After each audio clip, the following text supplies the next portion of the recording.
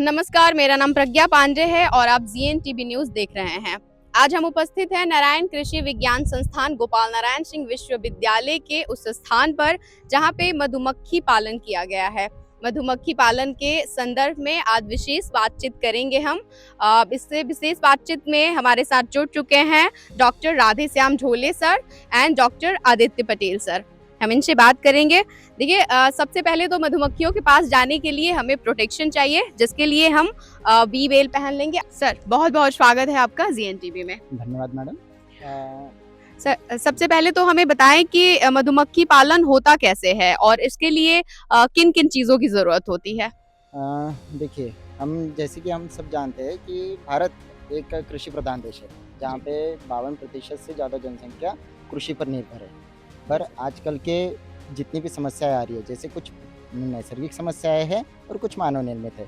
बढ़ती जितनी आबादी है, इससे प्रति व्यक्ति आय जो रहता है, ज़मीन का जो एकड़ है माने ज़मीन है प्रति व्यक्ति, वो बहुत कम मात्रा में अवेलेबल है। तो केवल कृषि पर ही भरोसे होके खेती नहीं की जा सकती। किसानों को अत्यधिक आय की भी आवश्यकता है, तो उसके लिए जोड़ उद्यम के तौर पे मधुमक्खी पालन कर सकते हैं। मधुमक्खी पालन नथिंग बट हम बोल सकते हैं कि शहद के निर्माण में और मधुमक्खी के बाकी जितने भी सारे प्रोडक्ट है, जैसे कि मोम उत्पादन है ना, प्रोपोलिस उत्पादन, रॉयल जेली उत्पादन, इन सारे प्रक्रियाओं को सम्मिलित करके उसका प्रसंस्करण करके पैकेजिंग और सेलिंग करने के प्रोसेस को ही हम मधुमक्खी पालन बोलते हैं। यहाँ पे हम ये देख सकते हैं कि ये पूरा जो डब्बा है, ये पूरा मधुमक्खी पालन का एक बॉक्स है, इसको मधुमक्खी पालन का डब्बा बोलते हैं, है ना। जिसमें यहाँ पे 3 इसके मुख्य कंपोनेंट आपको दिखाई दे रहे होंगे। ऊपर का ये जो आवरण है, ये इसका आधा ढक्कन है, जो कि ऊपर पूरा कवर करते हैं हम, ताकि मधुमक्खी पालन करते समय ये बरसात वगैरह से ये सही से मतलब सुरक्षित रहेगा, इसमें कोई भी नुकसान नहीं होगा। इसके बाद एक जाली वाला आवरण होता है ना, जो कि मधुमक्खियों के लिए एयर स्पेस वगैरह को सही से प्रोवाइड करती है ना। ये हम सारा ऊपर का अभी हटवा देंगे। इसमें ये ऊपर वाले को हम जो बोलते हैं, इसमें ये सुपर चेम्बर है, यहाँ पे केवल मधु का संग्रहण होता है, और नीचे वाला जो होता है ये ब्रूड चेम्बर होता है ना। इसके बाद हम आदित्य सर से रिक्वेस्ट करेंगे कि वो इसके बारे में और अच्छे से इन्फॉर्मेशन दे। अगर स्थान की बात करें सर, तो मधुमक्खी पालन के लिए किस टाइप का कैसा स्थान जो रहता है उचित होता है? हाँ, मधुमक्खी पालन के लिए सबसे पहले तो जहाँ पर भी हम मधुमक्खी पालन करना चाहते हैं, बॉक्सेस रखना चाहते हैं, तो उसके लिए एक स्वच्छ पानी वगैरह का जो मतलब आसपास अगर पानी का स्रोत है, नैसर्गिक पानी है, धबधबा है, कोई मतलब जलप्रपात वगैरह है, और आसपास थोड़ा एक घना जंगल वगैरह जैसे जहाँ पे कंटिन्यू फ्लावर के सोर्स है, मतलब वो भले ही घास के फूल हो, है ना, वो भी मधुमक्खियाँ वहाँ से भी अपना मतलब मकरंद लेके आ सकती है ना। मधुमक्खी का पालन सर ऐसे बंद जगह में भी हो सकता है? पार्शियल बंद जगह हम बोल सकते हैं। जैसे अगर ये पालने जाने वाली योग्य मधुमक्खी है, तो जहाँ पे हम मधुमक्खी को मतलब पालने योग्य मधुमक्खी का, क्योंकि मधुमक्खियों की 4 प्रजाति होती है, जिसमें कि 2 मेन जो प्रजाति है, जैसे डॉर्सेटा जिसको रॉक भी बोलते हैं, जो कि बढ़ के पानी की टंकियों के ऊपर या फिर बिल्डिंगों के ऊपर जो छत्ता बनाती है, वो रॉक भी होती है, उसको हम पाल नहीं सकते, है ना। सिमिलरली एक छोटी सी भी होती है जिसको डॉर्फ भी बोलते हैं, उसको भी हम पाल नहीं सकते। पर 2 हमारी मधुमक्खियाँ हैं, एक ये जो यहाँ पे पाली गई है वो है इटालियन मधुमक्खी, है ना, तो एपिस मेलिफेरा। यहाँ पे कौन-कौन सी प्रजातियां मधुमक्खियां सर उपलब्ध? हाँ, यहाँ पे फिलहाल हमारे पास इटालियन मधुमक्खी ही अवेलेबल है, जो कि सबसे ज़्यादा मतलब उत्पादन के तौर से किसानों के लिए सबसे अधिक लाभकारी मधुमक्खी है ये, है ना, जिसका शहद का जो प्रोडक्शन है 1 साल में आराम से, अगर उसको आप कंटिन्यू फ्लोरा अगर देते हो, तो 40 से 150 केजी तक भी एक शहद एक बॉक्स से हम प्राप्त कर सकते हैं। सर, अगर रानी मधुमक्खी की बात करें तो एक बॉक्स में कितनी रानी मधुमक्खियां होती हैं? हाँ, इसमें देखिएगा, इसमें हमारा जो नीचे ब्रूड चैम्बर है, ब्रूड चैम्बर में 3 आपको कास्ट मिलती है इसमें, है ना, मतलब 3 प्रकार की मधुमक्खियाँ पाई जाती है। इन सारे डब्बे में रानी मक्खी केवल एक ही होगी, है ना, रानी मक्खी केवल एक, कुछ 100 मतलब 300-400 के करीबन नर मक्खियाँ होगी, जिनको हम ड्रोन बोलते हैं, है ना, और बाकी सारी जितनी भी हमें दिखती है ना, वो थाउजेंड्स ऑफ इसमें मतलब हजारों इसमें केवल श्रमिक मक्खियाँ होती है। श्रमिक मक्खियाँ ये मतलब मादा मक्खी ही होती है ना, पर ये रानी के साथ साथ मतलब इसमें रहेगी सारा ये प्रोपोलिस वगैरह जो इकट्ठा करके लाती है, जो शहद इकट्ठा करने का काम से मक्खी करती है। सर, लगभग कितने दिनों में पता चल जाता होगा कि मध तैयार हो गया? मधु को तैयार होने में कितना सर अवधि क्या है? मधु ये मतलब शहद, अगर हम शहद की बात करें तो शहद ये क्या होता है कि मधुमक्खी के अंगांत्र में, मतलब जो उसके जो पेट है ना, उसमें जो नेक्टर वो जमा करती है, और साथ ही साथ जब वो नेक्टर को कुछ कालावधि के लिए अपने पेट में रखती है, तो उसमें कुछ उर्वरक हो गया, संप्रेरक हो गया, इनका उसमें एडिशन होता है, मतलब एंजाइम्स वगैरह मिक्स होते हैं, और वो एंजाइम मिक्स नेक्टर को ही हम शहद बोलते हैं। वो इसमें पहले वो लेके आएगी बाहर से, तो वो अपने मधुमक्खी के छत्ते में इसमें उसको रखती है, उसको फिर फैनिंग करती है ताकि उसमें जो भी एक्सेस मॉइस्चर है वो निकल जाए। मधुमक्खी के केस में, मतलब जो शहद होता है, शहद के जब हम आइडेंटिफिकेशन करते हैं, तो शहद की शेल्फ लाइफ, मतलब उसकी रख रखाव की विधि, ज़्यादा देर तक उस अगर शहद को सही से रखना है, तो उसमें मॉइस्चर लेवल ये 18% से भी कम होना चाहिए, है ना। सर शहद निकालने की विधि क्या है? शहद निकालने के लिए वैसे हम गाँव के लेवल पे हम देखे होंगे कि लोग क्या करते हैं कि मधुमक्खी के छत्ते को डायरेक्ट पत्थर मारेंगे, उसको गिराएँगे, डायरेक्ट निचोड़ के निकालेंगे। वो अत्यंत गलत विधि है ना? यहाँ क्योंकि उससे क्या हो रहा है कि उससे केवल आपको शहद नहीं मिलेगा, बल्कि साथ ही साथ उसकी जो ब्रूड है, जो उसके बच्चे, बाल-बच्चे हैं, उनके अंडे भी आप उसमें मतलब किचोड़ देते हो, तो उसका रस भी उसमें आ जाता है। इसीलिए वैसा विधि ना अपनाते हुए हम हमारे यहाँ पे मधु निष्कासन यंत्र रहता है, जो कि सेंट्रीफ्यूगल फोर्स पे काम करेगा, और उसके तहत जब हम उसमें फ्रेम को डालेंगे, ये सारी बातें आपको दिखाई जाएगी। जैसे हम उसको फ्रेम में डालेंगे और उसको घुमाएँगे, तो केवल आधार छत्ता हमारा, मतलब ये मधुमक्खी का छत्ता बिना टूटे हुए केवल शहद हमें प्राप्त होता है, और मधुमक्खी के बच्चे भी सुरक्षित रहते हैं, और बाकी पूरा ये भी मतलब किसी को नुकसान नहीं होता। मधुमक्खी को इससे फिर से घर नहीं बनाना पड़ता, तुरंत बना बनाया घर में वो फिर से अपना शहद इकट्ठा करके फिर भर लेगी।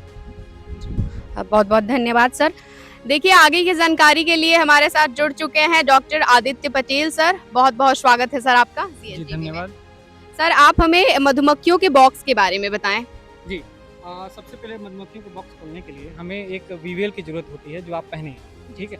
अब हम नहीं पहन रहे हैं क्योंकि थोड़ा हम इसके बारे में एक्सपर्ट हैं। अब शुरू करते हैं एक एक बॉक्स के बारे में बताने के लिए। बॉक्स के कितने चैम्बर होते हैं। सबसे पहले हम आएंगे ब्रूड चैम्बर के बारे में बता रहे हैं। ब्रूड चैम्बर मतलब ये होता है, इसमें इसे मधुमक्खियों के बच्चे होते हैं, इसमें अंडे और लार्वा होते हैं। और दूसरा होता है कि आपका सुपर चैम्बर, जिसमें शहद का संग्रह होता है, इसलिए इसको सुपर चैम्बर बोलते हैं। और ऊपर सबसे आप देखते हैं कवर है। ये कवर आप समझ रहे होंगे कि कवर किस लिए लगाया जाता है, अक्सर बरसात के लिए या धूप वूप बचाने के लिए। चलिए हम अब एक एक करके हटा के दिखाते हैं आपको। इसके बाद आपको एक जाली दिखेगी। जाली इसलिए कि एरेशन का थोड़ा सा हो जाए, और जो इनके भी कीड़े मकोड़े होते हैं जो इनको नुकसान पहुंचाते हैं, उससे इनका प्रोटेक्शन रहे, ठीक है। अब आते हैं यहाँ पे सुपर चैम्बर पे। सुपर चैम्बर पे आप देख रहे होंगे कि एक सिंपल सा बॉक्स है, आप सीधे हट गया, आप देख रहे होंगे कि सीधे अलग हो गया। इसमें भी आपको फ्रेम दिख रहे होंगे, इसमें भी फ्रेम दिख रहे होंगे। अगर फ्रेम की जानकारी लेना चाहेंगे तो आप ये जो देख रही हैं, ये इसको फ्रेम बोलते हैं। ये होता है, ये फ्रेम होता है जी सर। और एक बॉक्स में लगभग 9 से 11 फ्रेम होते हैं। इसी में आप देख रहे होंगे हेक्सागोनल शेप बना है। हाँ, इसी में क्या होता है कि जो मधुमक्खियाँ होती हैं अपने अंडे भी देते हैं, अपने खाना भी इसी में संग्रह करते हैं, और शहद भी इसी में संग्रह करते हैं। सर बेसिकली हम जानना चाहेंगे कि मधुमक्खियों के खाने में क्या होता है सर? मधुमक्खियों के खाने में देखिए, एक सबसे पहले होता है फूलों से जो भी संग्रह करते हैं, फूलों से संग्रह करते हैं। एक होता है आपका परागण, जो आप अक्सर फूलों को छूते समय आपको हाथ में कुछ धूल जैसे आ गए होगा, तो वो एक होता है, उसके पॉलन बोलते हैं, परागण हिंदी में बोलते हैं। और दूसरा होता है फूलों का रस, हाँ, जिसे नेक्टर बोलते हैं। और वही नेक्टर क्या होता है, आपका शहद बनता है उसी नेक्टर से। अब क्या होता है कि जो नेक्टर होता है वो अपने क्या करते हैं, मधुमक्खी अपने पेट में रखते हैं। पेट में उनके एंजाइम का सिक्रेशन होता है, जिससे क्या होता है कि बाद में वो अपने हेक्सागोनल शेप, आप जो देख रहे होंगे हेक्सागोनल शेप, इसमें क्या होता है कि वो संग्रह कर लेते हैं शहद के रूप में। अब आप देख रहे होंगे कि इसमें आप बहुत सी मधुमक्खियों का संख्या देख रहे होंगे। इसमें 3 तरह की प्रजातियां होती हैं। हमारे बच्चे बताएंगे कैसे पहचाने जाते हैं। कौन 3? एक नर मधुमक्खी, एक रानी मधुमक्खी, और एक होता है श्रमिक मधुमक्खी। श्रमिक मधुमक्खी ही आपका क्या करती है, देखभाल करती है, सब कुछ काम वही करेगी। शहद बनाने का काम करेगी, छत्ते का देखभाल, छत्ते का मरम्मत और सुरक्षा का काम भी करती है। इसमें सैनिक कीट भी होते हैं, जो आपका सैनिक जो दूसरे से रक्षा भी करते हैं।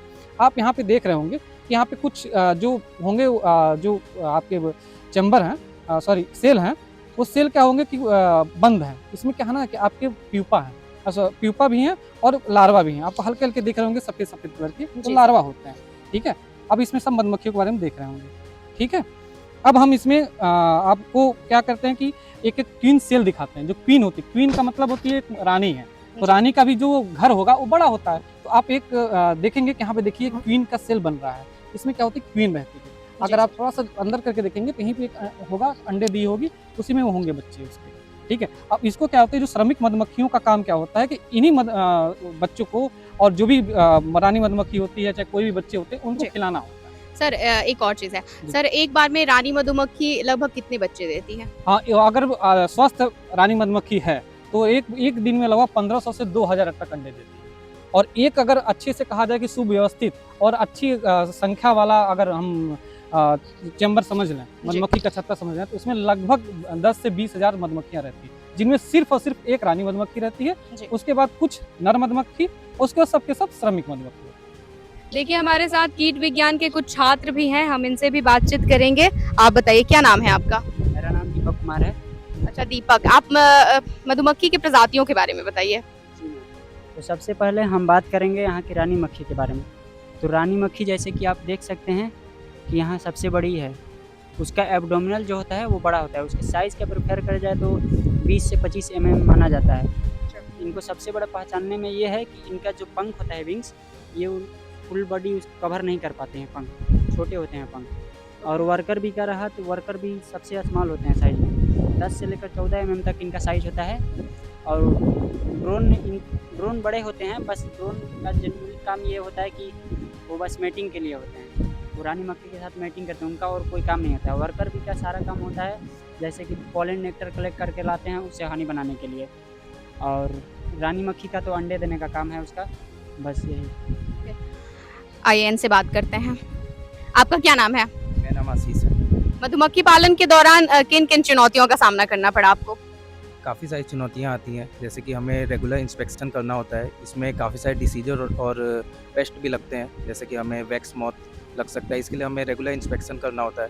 इसमें डिसीज और पेस्ट के अलावा चींटियों का भी आ सकता है, जिसके लिए हमें नीचे में बाउल्स लगाने होते हैं चारों साइड में, ताकि चींटियाँ ना आ सके। उनमें हम पानी रेगुलर भरते हैं। इन्हें हमें रेगुलर फीडिंग करानी आती है। अगर इनके पास अच्छा बी पास्चरेज नहीं है, अगर फ्लोरा अच्छा नहीं है, जिससे कि वो लोग पॉलन और नेक्टर कलेक्ट कर सके, तो हमें इन्हें रेगुलर जो कि जैगरी, जो कि गुड़ होता है, उसका हम लोग सिरप बनाते हैं, जो कि इन्हें रेगुलर फीड कराना होता है। ओके। देखिए हमारे साथ कुछ लड़कियां भी हैं, हम इनसे भी बात करेंगे। आपका क्या नाम है? आयुषी राज। आपने बताइए मधुमक्खी पालन से आपने क्या सीखा? काफ़ी बेनिफिट्स है इसके। हनी के प्रोडक्शन के लिए ज़्यादा बेनिफिट आते हैं और मार्केट में इसका हाई रेट में ज़्यादा वैल्यूबल रहता है। आप बताइए आपके अध्ययन पे इसका क्या प्रभाव पड़ा? का बहुत प्रभाव पड़ा। मतलब इसका जो हनी होता है वो बहुत मेडिसिनल पर्पस के लिए भी यूज कर सकते हैं। आप क्या अब सलाह देना चाहेंगी मधुमक्खी पालन करने की? आप कैसे सलाह देंगी? मधुमक्खी पालन की शुरुआत कैसे करें? एज ए बिगनर, मतलब मधुमक्खी पालन के लिए आप पहले एक ऐसा प्लेस खोजें जहाँ पर आपको फ्लावर ये सब का उपस्थिति हो, या कोई गार्डन हो जहाँ पर आपके गेंदे के फूल मिल सके, या कोई भी ऐसा फ्लावर जिससे मधुमक्खी अपना फीड कर सके सही से, उस तरीके का आप प्लेस खोज। Okay, thank you. सर आप हमें बताएं कि मधुमक्खी पालन में खर्चा कितना आता होगा और इससे लाभ क्या होता होगा? देखिए, अगर हम केवल एक बक्से का ही यहाँ पे बताएं, तो एक बक्सा अगर नॉर्मल कोई इंसान अगर खरीद रहा है इसको, तो एक बक्से की जो एक प्राइस आती है, ये 5,000 से 6,000 रुपये में हमें एक अच्छा स्वस्थ बॉक्स जिसमें 10 फ्रेम हो, ऐसा बॉक्स हमें मिलता है ब्रूड के साथ। मतलब ब्रूड मतलब सारी मधुमक्खियों के साथ। तो एक बॉक्स खरीदने में अगर हम 5,000 की भी लागत मानते हैं, इसके बाद केवल हमें क्या करना है, हमारा स्ट्रॉबेरी का खेती होना था यहाँ पे, हमने इस बॉक्स को प्रोक्योर करते हैं, मतलब बॉक्स को हम लगाते हैं जनरली नवंबर के मंथ में, अक्टूबर नवंबर, ये सही वाला पीरियड होता है जिस समय ये बॉक्सेस लगाने चाहिए। मधुमक्खी पालन की शुरुआत कर सकते हैं हम उस समय, है ना। तो उस समय हमने 5,000 में जैसे एक बॉक्स खरीदा था। इस बॉक्स से मतलब हर हफ्ते में, क्योंकि उसी समय हमारे यहाँ पे सरसों की खेती थी, तो सरसों के फूलों में काफ़ी मात्रा में नेक्टर होता है। नेक्टर माने मकरंद होता है, पराग की मात्रा भी भरपूर होती है। तो उस समय जो शहद निकलता है, वो हफ्ते में 15 दिन में, मान लीजिए 15 दिन में हम एक बार एक्सट्रैक्शन करते हैं, मतलब सारी फ्रेम से शहद निकालते हैं। तो हमें एक बॉक्स से जो शहद एक बार में प्राप्त होता है, वो मिलता है कम से कम 3 से 4 किलो तक। 3 से 4 किलो एक बॉक्स से शहद प्राप्ति। 1 किलो शहद हम बेचते हैं 700 रुपये किलो के हिसाब से। तो एक ही बार के हार्वेस्टिंग में मान लीजिए 4 किलो अगर हमारा शहद है, तो 7 चौक 28, माने 2800 रुपये हमें एक ही हार्वेस्टिंग से प्राप्त हुए। और ऐसी हार्वेस्टिंग हम हर 15 दिन में कर सकते हैं, है ना। तो ये प्रॉफिट जो चला जाता है, ये अच्छा खासा प्रॉफिट चला जाता है, जहाँ पे हमारी लागत केवल 5,000 की है। और इसको ऑफ सीज़न, जैसे अभी समर सीज़न है, डर्थ पीरियड है, तो यहाँ पे हम देखेंगे कि जो ड्रोन होता है, ये कोई काम वगैरह नहीं करता, तो मधुमक्खियाँ रानी जो ये सारी वर्कर मधुमक्खियाँ है, ये महिलाएं हैं, है ना, ये फीमेल्स है। जी। तो ये फीमेल क्या करती है कि वो नर कोई काम नहीं कर रहे तो उनको एक्सपेल करती है कॉलोनी से, उनको कॉलोनी से खदेड़ देगी, क्योंकि जो काम नहीं कर रहा है उसको ज़्यादा रखेगी नहीं घर में, है ना। तो सेम फिर ये इस समय हमें डर्थ पीरियड में हम इसको कुछ गुड़ जैगरी वगैरह सिरप जो कि उबाल के देना रहता है, हम कच्चा सिरप बना के नहीं दे सकते, क्योंकि उससे मतलब इनमें भी जॉन्डिस वगैरह, इनमें भी डायरिया वगैरह ये सब होता है, तो डिसेंट्री वगैरह कॉमन हो जाती है, नोज़ेमा होगा। नोज़ेमा एक डिसीज़ का नाम होता है जो कि पेट खराबी वगैरह के कारण यहाँ पे दिखाई दे सकता है। तो सर क्या सरकार की तरफ से भी कोई योजना या सब्सिडी है अगर कोई मधुमक्खी पालन की शुरुआत करना चाहे? देखिए, बिहार में अगर हम पर्टिकुलरली बिहार की बात करें तो बिहार गवर्नमेंट 2 प्रकार की सब्सिडी देती है कैटेगरी वाइज। अगर आप ओपन या ओबीसी कैटेगरी से बिलोंग करते हैं तो आपको 75% सब्सिडी मिलती है। मान लीजिए अगर 4000 का बॉक्स है तो वहाँ पे आपको बॉक्स खरीदना है तो भी आपको कितना लगेगा, पूरा का पूरा आपको 4000 का 75% सरकार दे देगी, बाकी केवल पैसा केवल आपको देना है।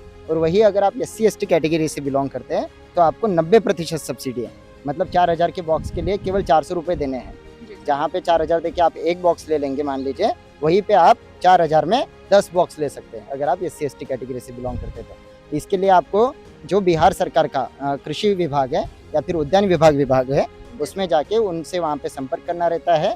उनको आपका एक प्रशिक्षण प्रमाण पत्र दिखाना रहता है कि हमने मधुमक्खी का प्रशिक्षण लिया हुआ है।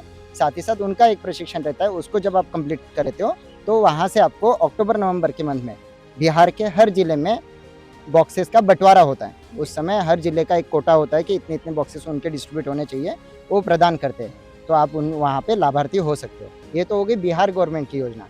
साथ ही साथ इसके साथ केंद्र सरकार की भी योजना होती है जो KVIC चलाता है। KVIC माने khadi and village industry commission, है ना।